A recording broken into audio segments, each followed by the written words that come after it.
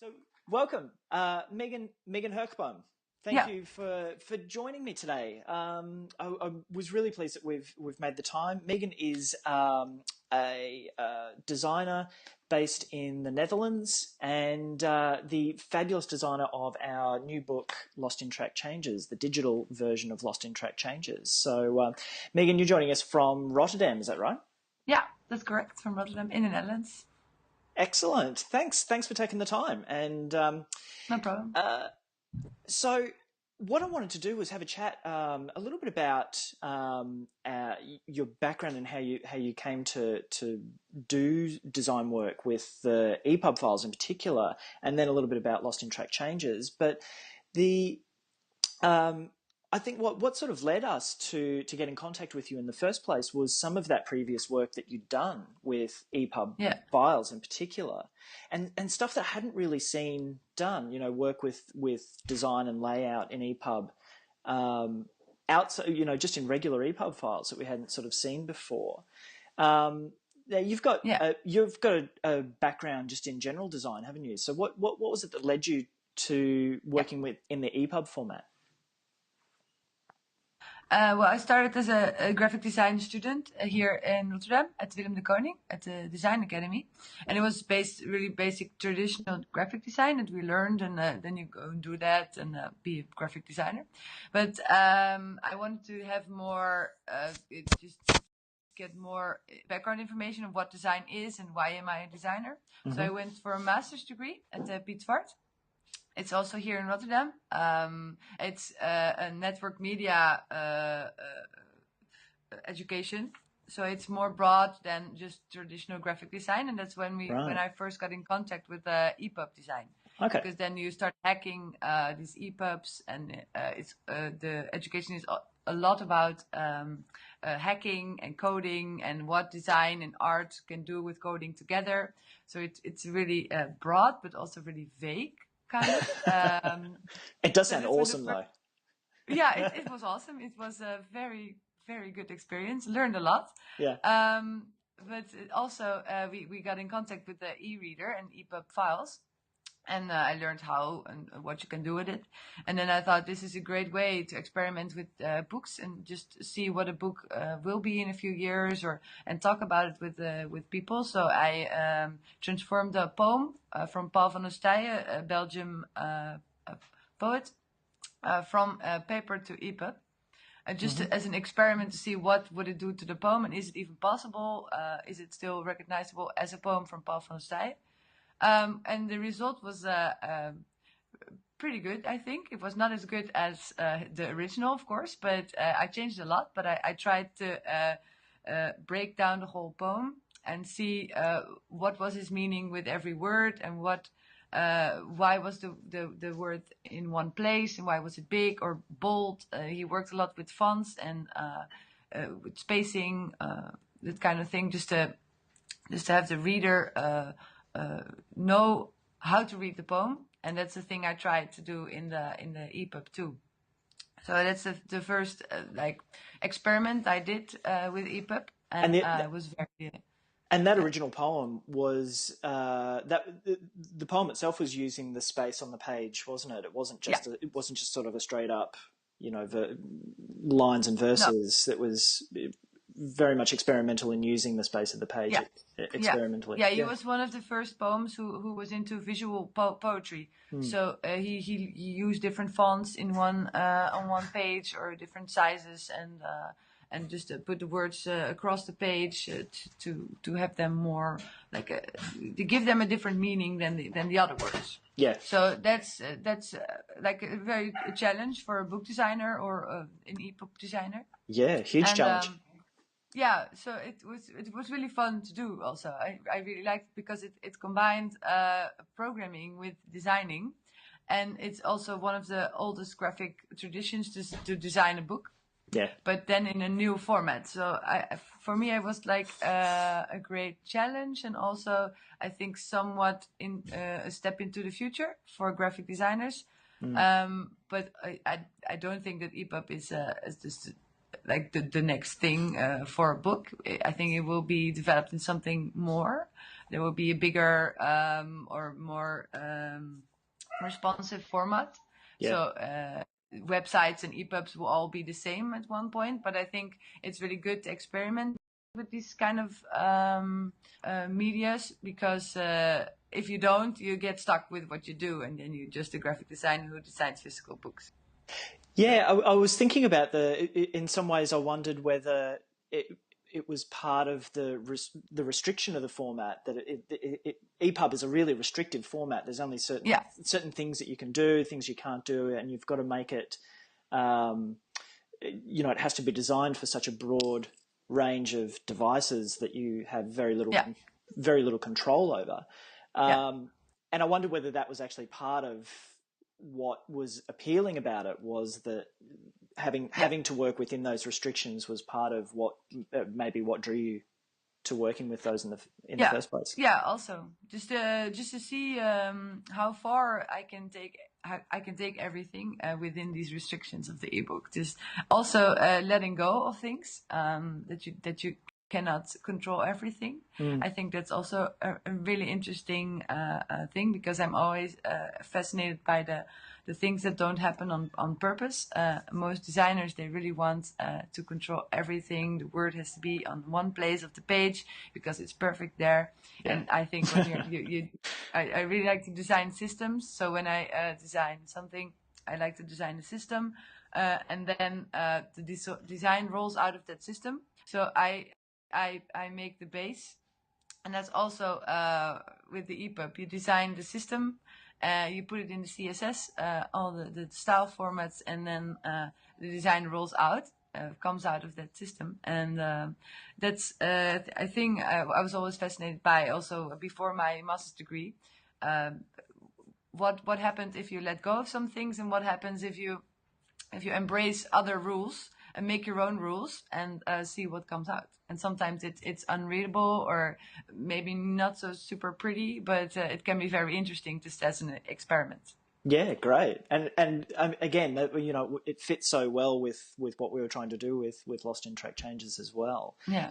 The other EPUB work that we saw of yours beforehand was quite a different thing to the poem. It was a non-fiction book about Rotterdam, and I think that was the one that really it really impressed me, the ability to maintain design, to actually keep the spacing on the page and have it look really beautiful, but still allow for resizing and all of the standard kind of EPUB features. And it was kind of the first time I'd seen that kind of playing out. Most of the really designed ebooks are really fixed kind of formats. They're just designed for tablets. But this was the first time I'd seen it, just on a plain old e-ink kind of display. So it was really cool. That was exactly my meaning. Yeah. My intention was that you can read on every design, which is really important for an EPUB. That's the EPUB exists because I can read it on my iPhone and on my e-reader and on my computer screen. So I think that's really important for EPUBs. Yeah. So one more thing before we get on to Lost in Track Changes was I having a look at your website, and I became fascinated with the abandoned online spaces. I was just tell us a little bit about that, about what that project is about.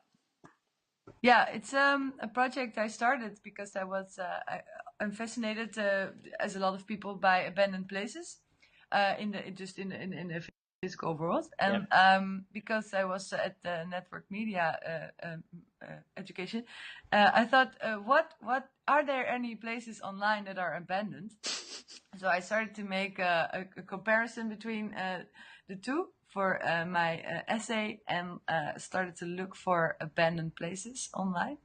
And I it's just like with Google, you always find what you're searching for, but not if you're searching for abandoned places or weird websites. That's not what Google is gonna find. So it was a lot of digging and going to the last page of Google, and just old-fashioned surfing through the web. When I started finding these abandoned websites, and then I started to see what is an abandoned website when the images don't work, it doesn't fit on the page anymore because of a change in HTML. It looks really different.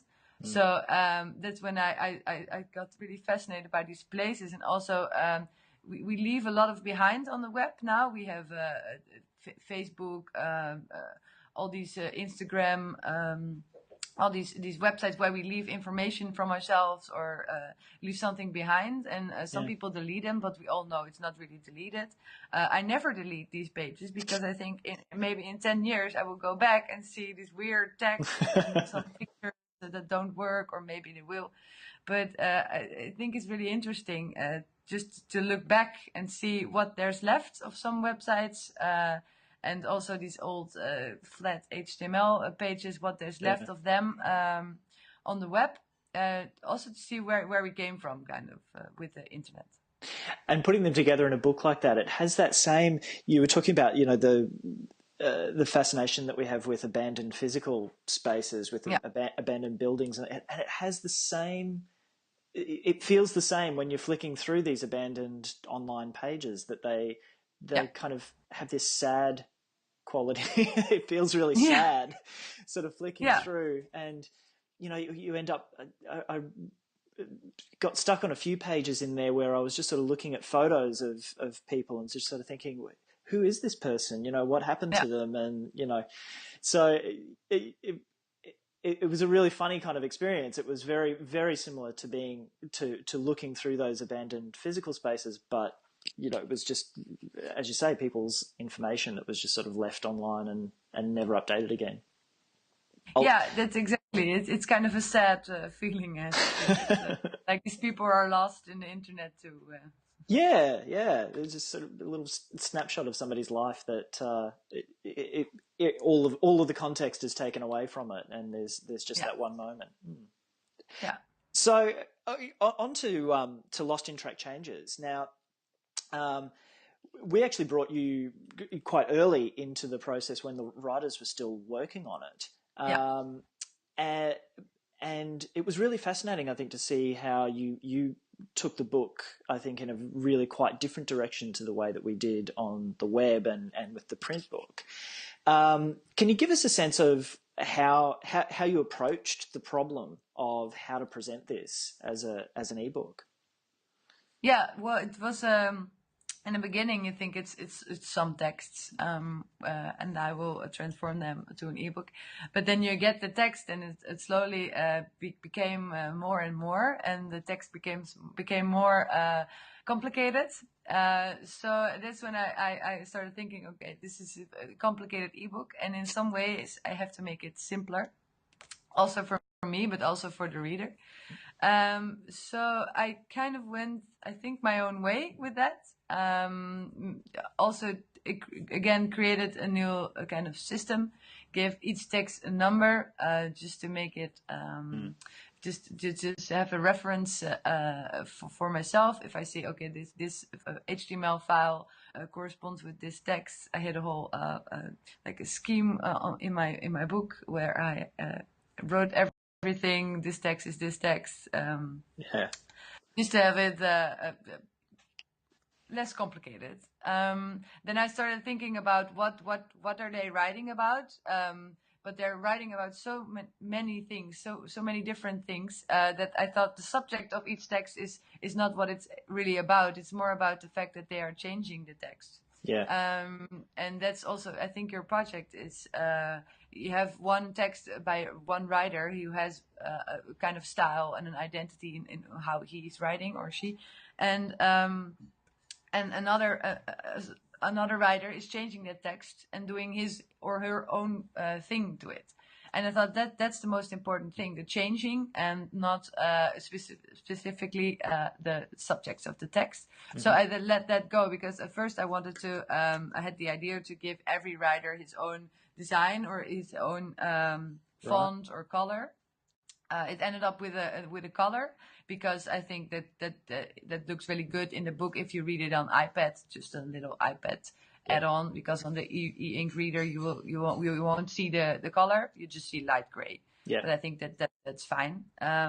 Just for on the iPad, it's nice to have the color. Yeah. And also just to make a distinction between the writers.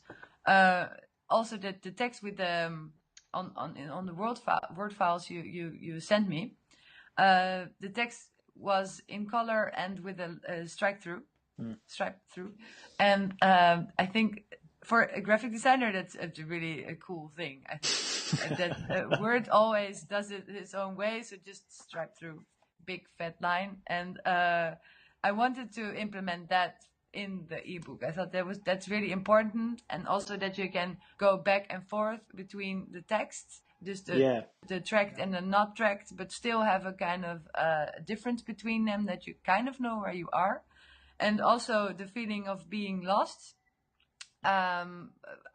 Which I had at one point, so many texts, so many writers. I'm sorry about that. Who wrote what? Yeah, that's right.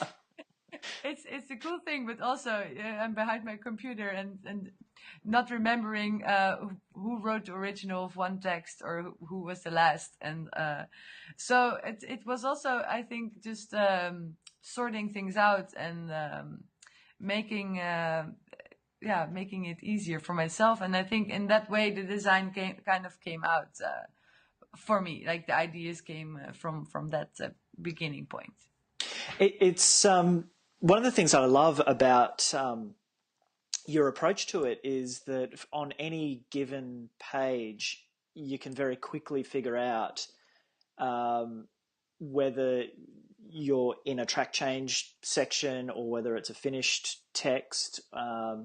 And, you know, with the color, you can sort of get a sense of who's writing at the time as well. There's a kind of... there is definitely that sense of being lost, but once you get to know the system that the book uses, it actually becomes very easy then to open it up anywhere and figure out, oh, this is where I am in the text. Yeah. And the buttons was another thing that I thought was just fantastic, to be able to switch the track changes on and off.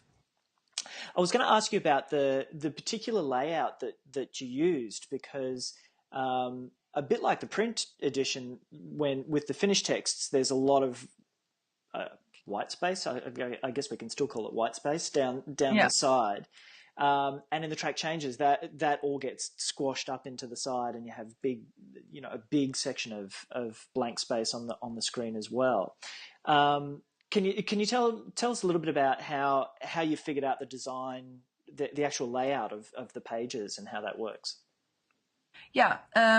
Also, I started thinking about, I think in an EPUB design, you have to make a big decision on the grid, because the grid is very important, but it's different than a printed page, because it's more focused on margins on the side and margins on the top, because margins on the bottom will be difficult, because if you want to read it in a big font, it gets squashed to the bottom, or it gets on the next page. So I started thinking about design, the grid design, and I wanted to base the design on something. And I started looking at the text, and I noticed that there are 5 writers who write 5 texts, 25 texts total. So I started thinking about the number 5, and then I came to the Fibonacci sequence, which is also the 5th number is number 5. So I was totally fascinated by this mathematical system. Also, it can also be translated to a grid with a big one and then 2 small ones, like you get the figure, which is a very classic design. Yeah. Sequence, isn't it? That is it called the golden ratio? Is the it's also the golden ratio, and I thought, I want to have this very familiar Fibonacci image. I want that to be the base of the design, and just on the top, and then the margins for the regular text. So the headers are totally based on this Fibonacci image, and the margins for the reading text are also based on the Fibonacci image, but just on my own way, and it's a kind of an interpretation of the Fibonacci sequence.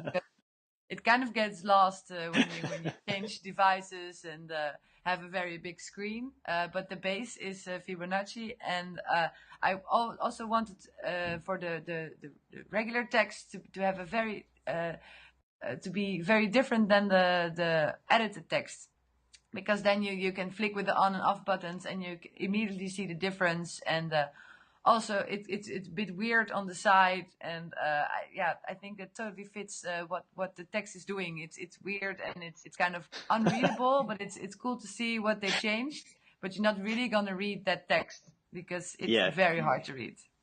Yeah, exactly. And it's funny how there's and I think completely appropriate that the difference between the ebook and print editions, they both deal with that problem in very different ways. You know, the print edition has the track changes text is squashed right down to almost unreadable sort of size.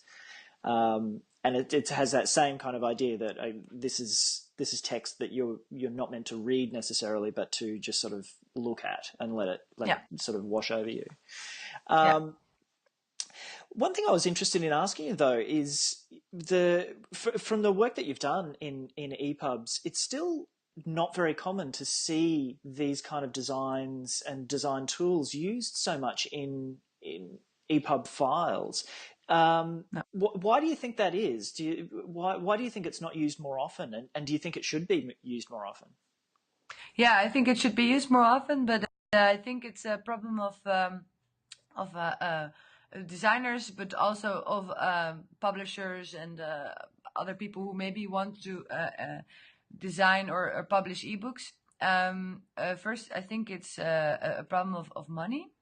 A lot of designers make their living with design, and they if they want to design an ebook, it's a lot of work. Yeah. But the people who give the assignments, they think an ebook is less work than a regular book, because you don't, or even less work, but also it's cheaper because you don't have to print the book. But there's a lot of work in designing an EPUB, and also in programming an EPUB, because there's bugs, and then you're busy with one bug because it's XHTML, so you cannot make one mistake because then your whole EPUB doesn't work.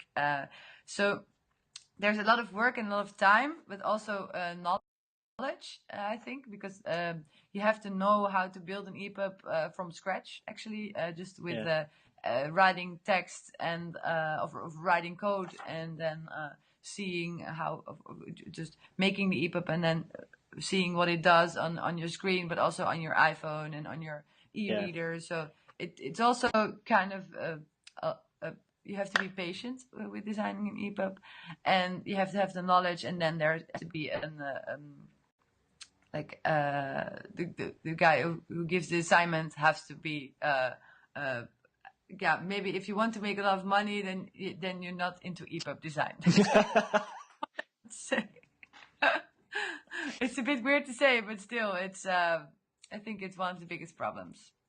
But you know, at the same time, it seems like it's so it seems so limiting to always think of the EPUB as just being a facsimile of the print edition, and a poor facsimile of it at that. You know, one of the things, you know, what we're hoping to do, I guess, with this part of the project is to get the idea out that it doesn't have to be like that. You know, you can actually let the book be completely different in different containers. So we're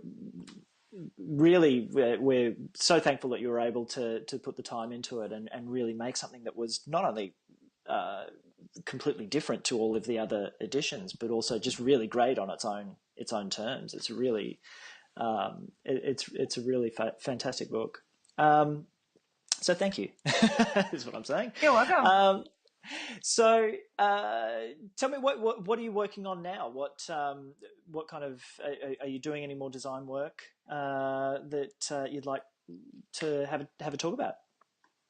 Well, now I'm working just on a website for somebody here in Rotterdam. Designed the basic graphic design, actually, website, logo,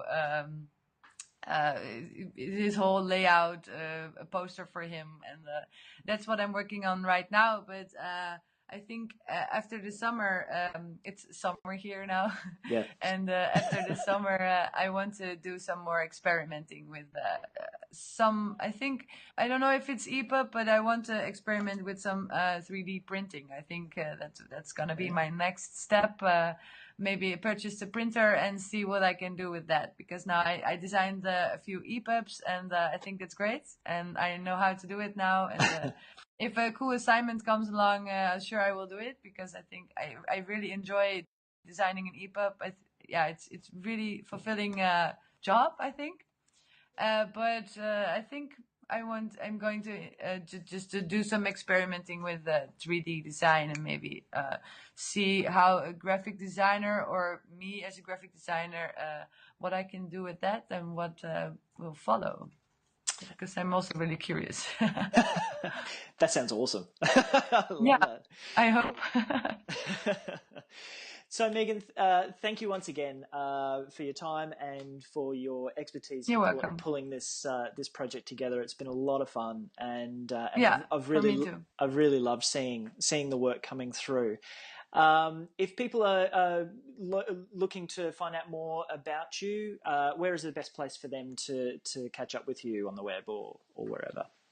They can visit my website. It's www.meganhoogenboom.nl.